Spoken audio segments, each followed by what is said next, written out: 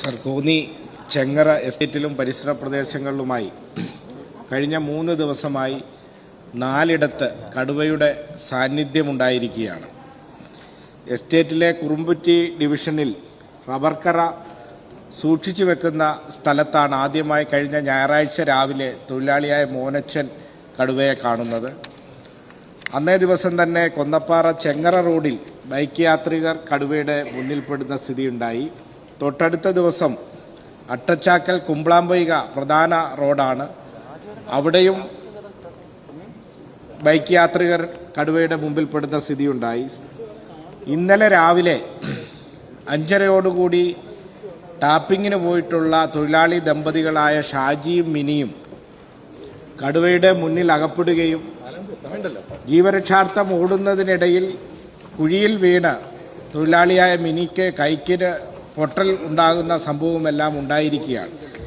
ഇത് പ്രദേശത്ത് വലിയ പരിഭ്രാന്തിയും ഭീതിയുമെല്ലാം ഉണ്ടാക്കിയിരിക്കുകയാണ്. ഇന്നലെ ഞാനും DFI ഉൾപ്പെടെയുള്ള ആളുകൾ വനംവകുപ്പ് ഉദ്യോഗസ്ഥരും അവിടെ സന്ദർശിച്ചിരുന്നു.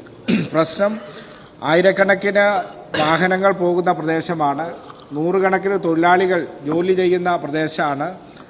ആ ഗൗരവത്തിൽ ഈ കടുവയെ പിടിക്കുന്നതിനാവശ്യമായ നടപടികൾ അടിയന്തരമായി വനംവകുപ്പ് സ്വീകരിക്കണം.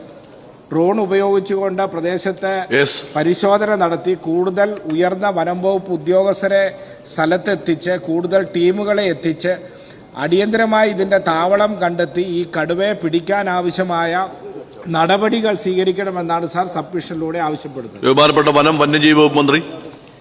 സാർ, ബഹുമാനപ്പെട്ട കോന്നി MLA ഇവിടെ സൂചിപ്പിച്ച കാര്യം സർക്കാരിൻ്റെ ശ്രദ്ധയിൽപ്പെട്ടതാണ്. അദ്ദേഹം തന്നെ വിശദീകരിച്ചതുപോലെ ഉയർന്ന ഫോറസ്റ്റ് ഉദ്യോഗസ്ഥന്മാരും MLA ഉൾപ്പെടെയുള്ള ജനപ്രതിനിധികളും അവിടെ ചെന്ന് സ്ഥിതിഗതികൾ വിലയിരുത്തിയിട്ടുണ്ട്. ഒരു ഭീതിതമായ അന്തരീക്ഷം അവിടെയുണ്ട് എന്ന ഒരു സാഹചര്യത്തിൽ ബഹുമാനപ്പെട്ട MLA ആവശ്യപ്പെട്ടതുപോലെയും ഇന്നലെ ചേർന്ന യോഗ തീരുമാനമനുസരിച്ചുമുള്ള നടപടികൾ സ്വീകരിക്കുന്നതിന് ബന്ധപ്പെട്ട ഉദ്യോഗസ്ഥന്മാർക്ക് നിർദ്ദേശം നൽകിയിട്ടുണ്ട്.